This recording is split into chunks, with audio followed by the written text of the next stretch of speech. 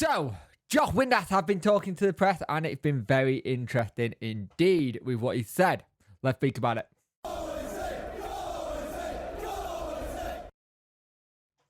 Hello and welcome to this video. You could like, share, and subscribe to the channel. Much appreciated. Liking helps the algorithm, sharing gets in front of people's faces, and subscribing let me know you like the channel. Hit that notification bell to let you know when videos go live, like the roundup that will be happening tomorrow live stream.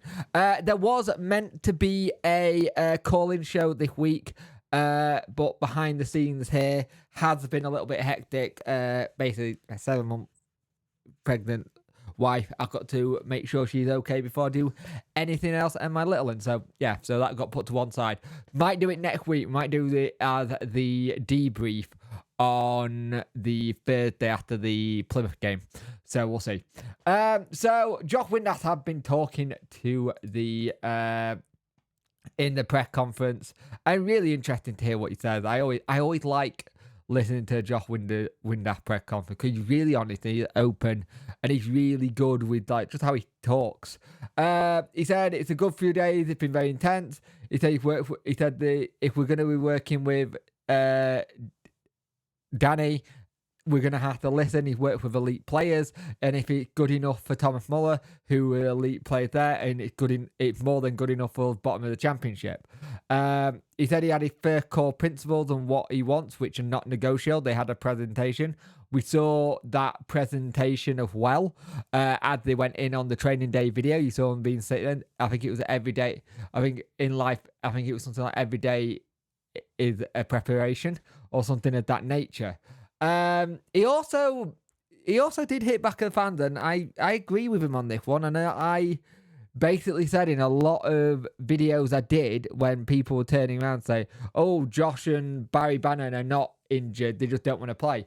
And Josh and Barry Bannon wouldn't do that. Like I said that. I said that wouldn't be what they would do.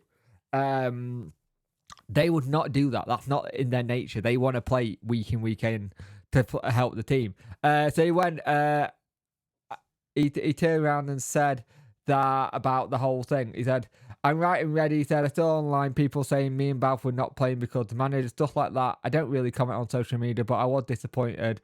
People thought us two senior pros who had given everything for the club would ever just not play a game because the manager's under pressure or we don't like him. It's utter nonsense, and I just thought I'd get out there because it's annoying me for a few weeks. The fans are incredible to me, but seeing that was a little bit disappointing. I had a dead leg against Middlesbrough. I tried to play against Swansea, and that made it worse. I shouldn't have played against Swansea, but I tried to play and help the manager. So puts it to bed, and so he should have his say. It's like Josh Windass has been really good since he come to Wednesday. His attitude has just been second class. He's just been really sound with the players. He's just been sound with the managers he's worked under. So it's that whole thing. So for me, I have the situation where hearing that, it just felt a bit daft that he wouldn't play.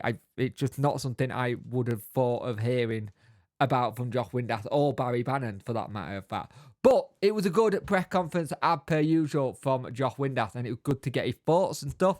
Hey, this is Editing Jake. Hi. Messed up here. As you see, I'm about to say something, but I decided to combine both Josh Windass and Danny Rull's press conferences together and have it as one video, which you're watching right now at 5 o'clock. So we'll just get back to the video now. So I just thought I'd explain why there's a bit of a gap and me looking a bit gormant like normal. So like you've seen in this video, we heard from Josh Windass, and now we are hearing from Danny Rull himself.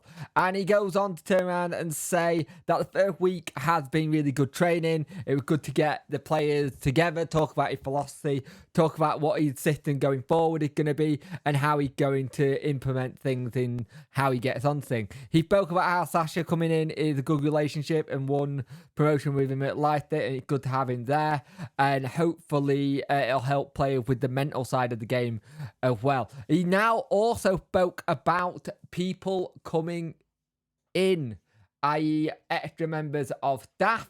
He said they're hoping they can find an agreement between more coaches tomorrow and bring them in for Watford.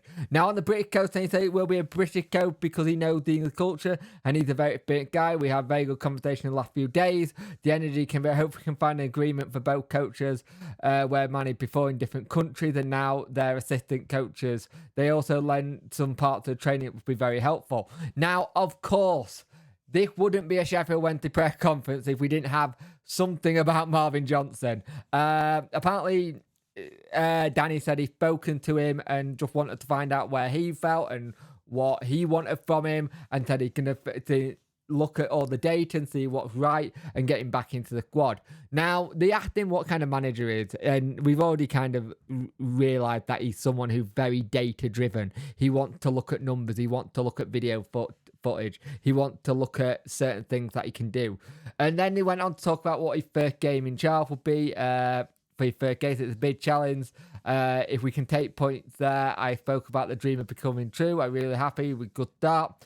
And he said about his manager influence, he said he took a lot from every manager. He spoke about Rangnick turning around. He takes his philosophy of how you can take something from every single coach, and he's always opening to new things. And he said he'll take things from other managers and other games that he sees and go, how'd that work? He said the levels of training, they were really good. They were strong to train.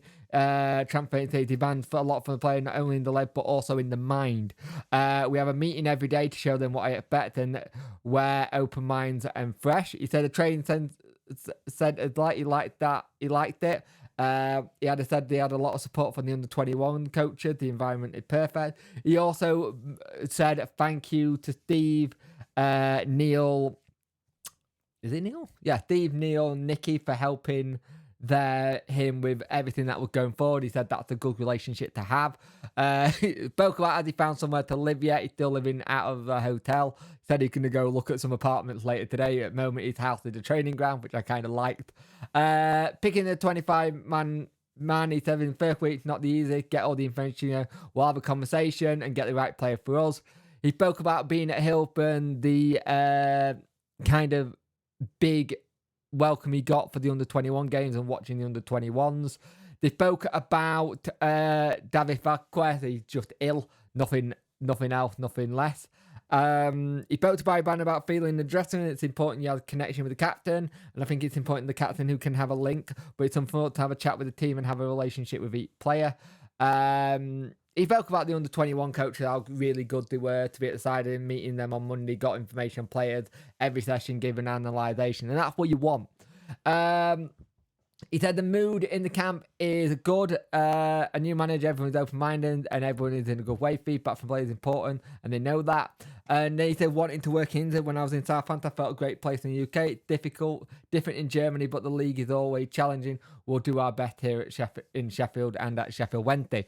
But he spoke some really good things in the press conference, really confident about stuff. And he was just really, just a really nice bloke to get his thoughts from and how he feels about how his situation going to be, how open the players were. He got his philosophy. They have a meeting every day.